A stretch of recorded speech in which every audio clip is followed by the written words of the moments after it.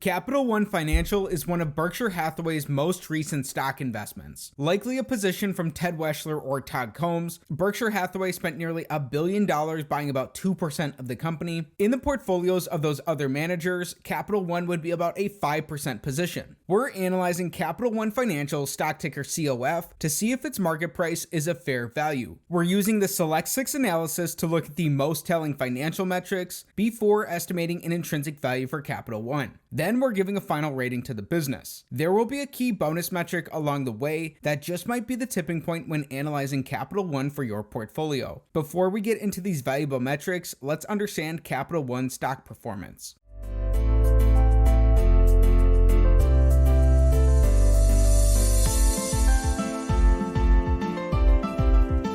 Now, Capital One trades for $94.69 per share. In the last year, their stock price is down 20%. The company pays a 2.64% dividend yield, so total returns to shareholders have declined by 17% over this time. In the last 5 years, Capital One stock price is down 6% overall. In the last 10 years, Capital One is compounding at just under 4% annually. Going back prior to the global financial crisis, in the last 18 years, Capital One stock price is only up 14% overall. They're compounding at under 1% annually. Keep in mind the company's average dividend yield is in addition to their compounded annual returns. Capital One trades just $10 above their 52-week low. The company is down $30 from their 52-week high. 2% of their shares are sold short. Capital One is a big business. They have nearly a $35 billion market cap. But the burning question is, why might someone at Berkshire be investing into the business? Capital One is a diversified financial service holding company headquartered in McLean, Virginia.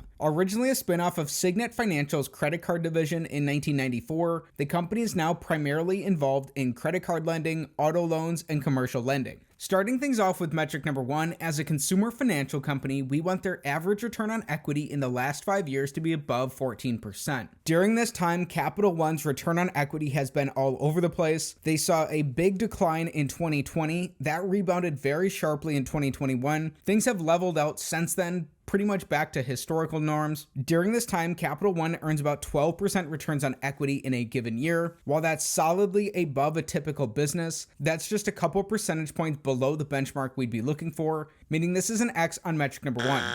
Metric number 2, we're looking at growth. We want to see 5-year growth in their revenues, earnings, and free cash flows. This metric's all or nothing. All 3 of these have to be up for this to be a check. We're also including their last 12 months worth of numbers in our calculations. During this time, Capital One grew their revenues by 21%. Their earnings are just very slightly down. They're down 1.5%. The company, though, has grown their free cash flows by 31%. Because their earnings are down, this is an X on metric number 2, with those very slight declines. Metric number 3, we're taking the perspective of an individual shareholder by looking for earnings per share growth in the last 5 years for Capital One. Even though the company's earnings are slightly down during this period, Capital One has bought back a fifth of the company, repurchasing 20% of their shares outstanding in the last 5 years alone. These are huge buybacks that are far outpacing the declines in their earnings. This is a big check on metric number 3, as Capital One has repurchased so much of the business during this time. Metric number 4, we're looking for free cash flow per share growth in the last 5 years. With the company's free cash flows up and their 20% share buybacks, this is a big check on metric number 4. This is a big increase in their free cash flows per share, and so far through our first 4 metrics, we're split evenly. We have 2 checks and 2 X's for Capital One. During economic downturns, it's overly levered businesses that are likely at the greatest risks of poor outcomes. We want Capital One's net debt, which is their total debt minus their cash and their short-term investments, to be below the amount of free cash flow the company has produced in their last 5 years. The company dramatically reduced their net debt from 2020 until today. Right now, they have about $4.9 billion worth of net debt, and during the last 5 years, Capital One has produced $68 billion worth of free cash flow. That would be able to support even their highest debt loads over this time. It very easily supports their current net debt position. This is another big check on metric number 5. Capital One is very cash flow generative relative to the debt that they're using in the business. Before getting to metric number 6, it's time for our bonus. As our bonus, we're looking at Capital One's dividend profile. Right now, Capital One pays a 2.64% dividend yield. This is above the dividend yield from an S&P 500 ETF. However, people make mistakes all the time by blindly chasing dividends. It's important to stop and look at the underlying fundamentals of a business to see if they're able to support their dividends or not. Looking at both the business's earnings and their free cash flows, in all 5 of these years, Capital One easily supported their dividend payouts. They've been returning a lot of capital to shareholders over this time through these increasing dividends and their share buybacks. The company cut their dividend in 2020. Since then, they've more than doubled this, and it's continued to grow into 2023. At the same time, the company's easily supported their dividends in all 5 of these years. While this is a snapshot of their last 5 years of performance and no guarantee for the future, Capital One's dividends seems to be supported and in healthy shape right now. The big metric of them all, metric number 6, we want Capital One's average free cash flow to their total enterprise value to give us a yield that's above 5%. Right now, Capital One has just under a $35 billion market cap, and they have about $5 billion worth of net debt. Total enterprise value combines market cap and net debt, so Capital One has about a $40 billion total enterprise value. In the last 5 years, the company produced $68 billion worth of free cash flow, meaning they produce about $13.6 billion worth of free cash flow in an average year. When that's divided by their $40 billion total enterprise value, that gives us a 34% average free cash flow to enterprise value yield for Capital One. On a current basis, the company produced about $12 billion worth of free cash flow in their last 12 months. When that's divided by their $40 billion total enterprise value, that gives about a 30% free cash flow to enterprise value yield. Sometimes free cash flow is not always the most indicative number for a consumer finance company. Even looking at the company's earnings, this is a similar high-yielding story. The company had $34 billion worth of earnings in their last 5 years, meaning in an average year they produce about $6.8 billion worth of earnings. When that's divided by their $40 billion total enterprise value, that gives a 17% average 5-year earnings to enterprise value yield. On a current basis, Capital One earned $5.9 billion worth of earnings in their last 12 months. When that's divided by their $40 billion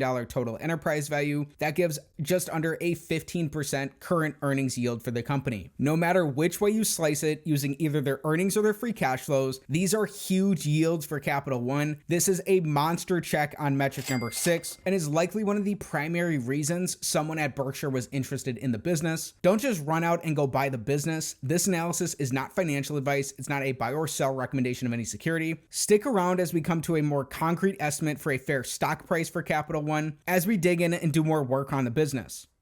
Everything we've discussed so far is important, but there's something missing that, in my opinion, is the main reason to analyze Capital One, which takes us on to using a DCF analysis to come to an estimate of a fair value for Capital One. A DCF analysis is based off the predictability of a company's cash flows or earnings. Like any model in any discipline, its outputs are sensitive to its inputs. Capital One has been a highly predictable business in its past. As a consumer financial company, we're going to be discounting their future earnings. We're starting with a 3-year average of their earnings per share and growing these into the future using historical assumptions. It's up to you to figure out if these are accurate and applicable going forward for the company. Assuming the company grows their average 3-year earnings at just under 9% annually for the next decade, then assuming this growth is slashed in half for the decade out from there, if we were seeking a 15% rate of return, which is the rate of return Warren Buffett's looking for from his investments, in addition to his margin of safety requirements, at today's valuations, it looks like an estimate of Capital One's fair intrinsic value is around $137 per share. That's up nearly $40 from the company's current stock price, looking like there could be a margin of safety in the business. There are key points to be mindful of here. Capital One has been highly predictable in its past. That's no guarantee for the future, as this could change. This 15% discount rate is an estimate of total returns to shareholders. Again, this is based off a 3-year average of their earnings per share. The company has done quite well since 2020, especially compared to their historical performance. Most importantly, this analysis is not financial advice. It's not a buy or sell recommendation of any security. Before considering any investment decision, consult with your financial advisor. In just a moment,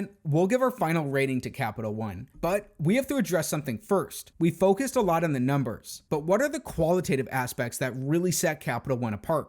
Starting with the qualitative aspects supporting a potential long thesis, number 1, rising interest rates should provide a tailwind for Capital One's net interest income as margins expand. Number 2, technology investments, the transition away from legacy data centers, and its reduction in the branch count should help the company reduce costs in the coming years. Number 3, Capital One's credit card portfolio has begun to grow again, providing a boost to the company's net interest margins and revenue growth. Then the qualitative points supporting a potential short thesis. Number 1, Capital One competes with online banks for deposits. This competition pushes its interest costs up as the bank must offer competitive rates. Number 2, Capital One is exposed to a significant amount of subprime lending through its credit card and auto loan segments, while credit costs are set to rise. Number 3, credit card reward spending continues to ride industry-wide, and competition for credit card holders remains intense. This will likely lead to higher spending for Capital One and could threaten returns on its credit cards. There you have it for a balanced perspective of some of the qualitative aspects of the business. Now it's time for our rating.